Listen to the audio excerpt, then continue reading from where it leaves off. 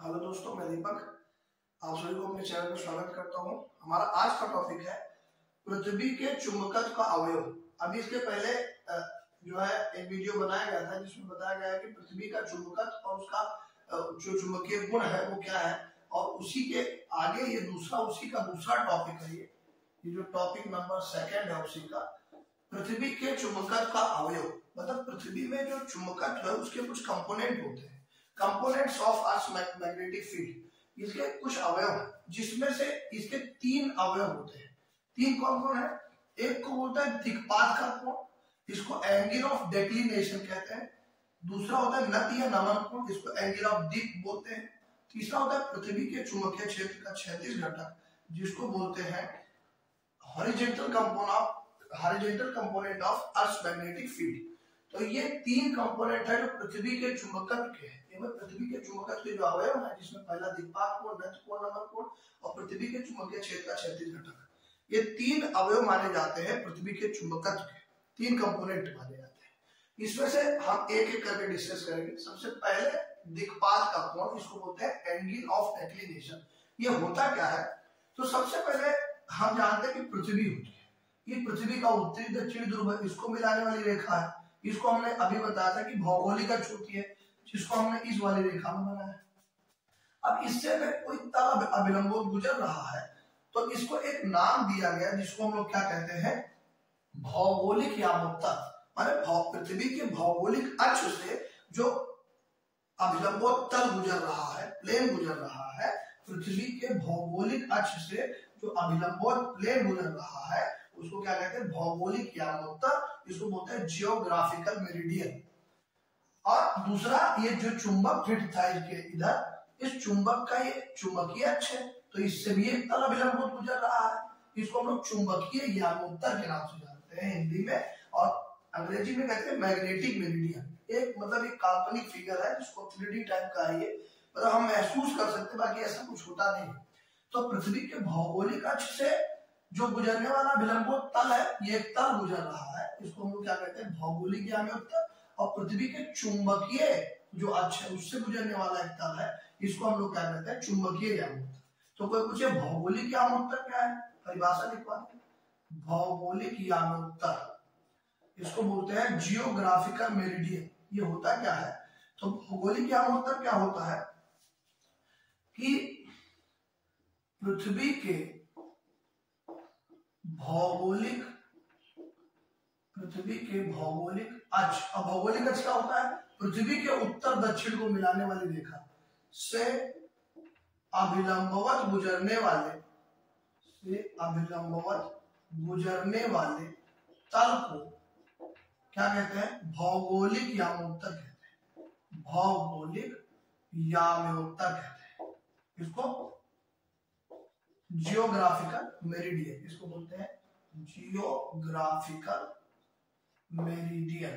Geographical meridian क्यों कहते हैं? क्योंकि यह भौगोलिक अक्ष से गुजर रहा है। हमने कहा था कि भौगोलिक शब्द का इस्तेमाल होगा तो पृथ्वी के संबंध में होगा। तो पृथ्वी के भौगोलिक अक्ष से विलंबों जो तल गुजर रहा है, इसको हम लोग क्या कहते हैं? भौगोलिक यामोत्तर के नाम से जानते हैं। अगर फिर अगला जो टॉपिक है उसको हम लोग क्या कहते हैं? चुंबकीय यामोत्तर। क्या कहते हैं? चुंबकीय यामोत्तर। इसको बोलते हैं मैग्नेटिक मेरिडियन।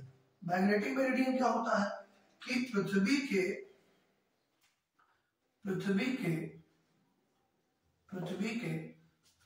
चुंबकीय अक्ष है, पृथ्वी के चुंबकीय अक्ष से अभिलंबवत गुजरने वाले तल को क्या कहते हैं? चुंबकीय यामोत्तर कहते हैं। चुंबकीय यामोत्तर कहते हैं। तो चुंबकीय यामोत्तर कहते हैं, चुंबकीय यामोत्तर कहते हैं। तो ये थी परिभाषा इसके भौगोलिक और चुंबकीय यामोत्तर की। इसका स्क्रीनशॉट ले सकते हैं।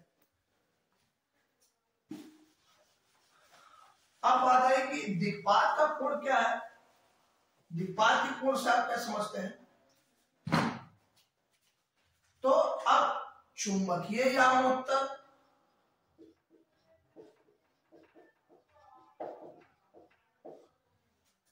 सबसे पहले ये हमको बताना है कि दिक्पात का कोण क्या है। तो सबसे पहले हम एक चुंबकीय सुई लेते हैं, पृथ्वी पर ऐसे इसको स्वतंत्रता पूर्वक लटका देते हैं कि ये चुंबकीय सुई घूमने के लिए चारों तरफ स्वतंत्र हो। तो ये जा करके उत्तर दक्षिण दिशा में ऐसे ठहर जाती है। अब उत्तर दक्षिण दिशा में जब ये ठहरी तो ये पृथ्वी के का भौगोलिक अक्ष है जो सीधा विलंब होता है, इससे एक तल गुजर रहा है। अब ये जो चुंबकीय सुई ठहरी है तो ये वाली रेखा चुंबक का अक्ष है, इससे भी एक तल गुजर रहा है। तो इन दोनों तलों के बीच में कुछ कोण बन रहा है। तो चुंबकीय यामोत्तर व भौगोलिक यामोत्तर, अभी हमने बताया कि भौगोलिक चुंबकीय यामोत्तर क्या होता है। तो चुंबकीय यामोत्तर व भौगोलिक यामोत्तर के बीच बनने वाला कोण, इसको हम लोग क्या कहते हैं, झुकाव। हम लोग क्या कहते हैं, झुकाव। मतलब चुंबकीय यामोत्तर और भौगोलिक यामोत्तर का जो झुकाव होता है, बनने वाला जो कोण है, उसे भौगोलिक यामोत्तर और चुंबकीय यामोत्तर के बीच बनने वाला कोण क्या कहलाता है, दिक्पात का कोण कहलाता है। दिक्पात का कोण कहलाता है। तो दिक्पात का कोण समझ में आया। दिक्पात का कोण क्या है कि पृथ्वी के भौगोलिक अक्ष से जो विलंब गुजरने वाला तल है उसको भौगोलिक यामोत्तर कहते हैं। चुंबकीय सुई जिस दिशा में ठहरती है वो चुंबकीय अक्ष होता है। चुंबकीय अक्ष से विलंब गुजरने वाला तल जिसको हम लोग चुंबकीय यामोत्तर कहते हैं। चुंबकीय यामोत्तर और भौगोलिक यामोत्तर के बीच में जितना कोण बनता है उसे दिक्पात का कोण कहते हैं। चुंबकीय यामोत्तर और भौगोलिक यामोत्तर के बीच बनने वाला जो कोण है उसको क्या कहते हैं, दिक्पात का कोण। तो बात समझ में आई कि दिक्पात का कोण क्या है। अब आगे दूसरा नति या नमन कोण। नति कोण या नमन, इसमें क्या है कि एक दृढ़ आधार से चुंबकीय सुई को बांध करके लटका दिया जाए। तो हम जानते हैं कि जो चुंबकीय सुई है पृथ्वी पर उत्तर दक्षिण दिशा में ठहरेगी। तो ये जब ये चुंबकीय सुई ठहरती है तो ये क्षैतिज में बिल्कुल एकदम ऐसे नहीं ठहरती है, बल्कि जैसे ये उत्तर दक्षिण दिशा में ठहरी तो इसकी एक सुई थोड़ा झुक जाती है, चाहे ऐसे। अब ये अलग अलग स्थितियों में अलग अलग होता है। कैसे? जैसे हम लोग जानते हैं कि पृथ्वी को तो गोलार्ध में बांटा जा सकता है। इसको बोलते हैं, ये जो रेखा है इसको भूमध्य रेखा कहते हैं। भूमध्य रेखा क्या करती है, पृथ्वी को दो छोटे छोटे भागों में बांट देती है। इसको बोलते हैं उत्तरी गोलार्ध, दो भागों में बांट देती है, इसको बोलते हैं उत्तरी गोलार्ध। देखो भूमध्य रेखा जो है, सबसे पहले हम जानते हैं कि ये गोलार्ध क्या होता है। तो गोलार्ध क्या होता है, तो सबसे पहले हम जानते हैं कि पृथ्वी है तो पृथ्वी में एक भूमध्य रेखा होती है। भूमध्य रेखा पृथ्वी को दो बराबर भागों में बांटती है। इधर वाले भाग को उत्तरी ध्रुव, इधर वाले भाग को दक्षिणी ध्रुव कहते हैं, इसलिए इस वाले भाग को उत्तरी गोलार्ध कहते हैं और इस वाले भाग को दक्षिणी गोलार्ध कहते हैं।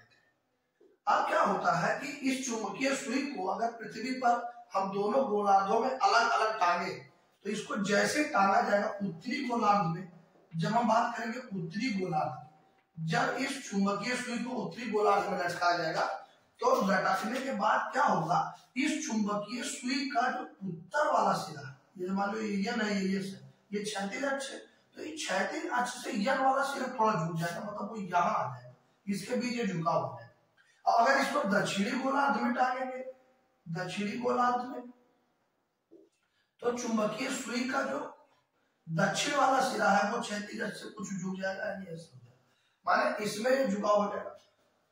मतलब ये जो चुंबकीय सुई है ना उत्तरी गोलार्ध में टांगेंगे तो उसका ये वाला सिरा क्षैतिज से कुछ झुक जाएगा और दक्षिणी गोलार्ध में टांगेंगे तो दक्षिण वाला सिरा कुछ झुक जाएगा। अब इसी झुकाव को हम लोग क्या कहते हैं, नति या नमन कोण। तो इसकी परिभाषा क्या बनी कि यदि किसी चुंबकीय सुई को जो स्वतंत्रता पूर्वक घूमने के लिए स्वतंत्र हो पृथ्वी पर किसी गोलार्ध में टांग दिया जाए तो वह अपने चुंबकीय अक्ष पर क्षैतिज ना होकर के बल्कि क्षैतिज से कुछ कोण बनाते हुए झुक जाती है, इसी झुकाव को नति कोण कहते हैं। मतलब कि चुंबकीय सुई का क्षैतिज अक्ष से झुकाव क्या कहलाता है, क्षैतिज अक्ष से जो झुकाव होता है उसे ही क्षैतिज अक्ष से झुकाव नति या नमन कोण कहलाता है। नति या नमन कोण कहलाता है। नमन कोण कहलाता है, नति या नमन कोण कहलाता है। चुंबकीय सुई का क्षैतिज अक्ष से झुकाव, यह है क्षैतिज अक्ष और इससे चुंबकीय सुई थोड़ा सा झुक गई। अब हम बात करें तो उत्तरी गोलार्ध में इसको टांगेंगे सुई को। उत्तरी गोलार्ध में चुंबकीय सुई का उत्तरी ध्रुव क्षैतिज से कुछ कोण झुक जाता है, क्षैतिज से कुछ कोण झुक जाता है तथा अगर दक्षिणी गोलार्ध में बात करें, दक्षिणी गोलार्ध में चुंबकीय सुई का जो दक्षिणी ध्रुव है, चुंबकीय सुई का दक्षिणी ध्रुव क्षैतिज से कुछ झुक जाता है, क्षैतिज से झुक जाता है। इसी झुकाव को नति या नमन कोण कहते हैं। तो नति या नमन कोण कहते हैं। मतलब यदि किसी चुंबकीय सुई को स्वतंत्रतापूर्वक लटका दिया जाए तो वो ऐसे ठहरती है उत्तर दक्षिण दिशा में, लेकिन उत्तर दक्षिण दिशा में एकदम क्षैतिज नहीं ठहरती है, बल्कि इसकी सुई उत्तर वाले दिशा में अथवा दक्षिण वाली दिशा में कुछ झुक जाती है। ये उत्तरी और गोलार्ध और दक्षिणी गोलार्ध पर डिपेंड करता है। अगर उत्तरी गोलार्ध में टांगेंगे तो उत्तरी सिरा झुकेगा और दक्षिणी गोलार्ध में टांगेंगे तो दक्षिणी सिरा कुछ झुक जाएगा। इसी झुकाव को हम लोग क्या कहते हैं, नति कोण। क्षैतिज से चुंबकीय सुई के किसी हिस्से का, चाहे वो उत्तरी ध्रुव हो चाहे दक्षिणी ध्रुव हो, इसका झुकाव क्या कहलाता है, नति या नमन कोण कहलाता है। इसके बारे में पूरा डिटेल यहाँ पे लिख दिया गया है कि चुंबकीय सुई का क्षैतिज से झुकाव, क्षैतिज अक्ष से झुकाव या चुंबकीय अक्ष से जो झुकाव होता है उसी को नमन कोण या नति कोण कहते हैं, नीलाब्दिक बोलते हैं। और अगर उत्तरी गोलार्ध में इसको लटकाया जाए तो चुंबकीय सुई का जो उत्तरी वाला ध्रुव है वो नीचे झुकेगा, और अगर दक्षिणी ध्रुव में लटकाया जाए उसको दक्षिणी गोलार्ध में तो दक्षिणी ध्रुव उसका क्षैतिज से कुछ झुकेगा। इस कोण को नति या नमन कोण कहते हैं।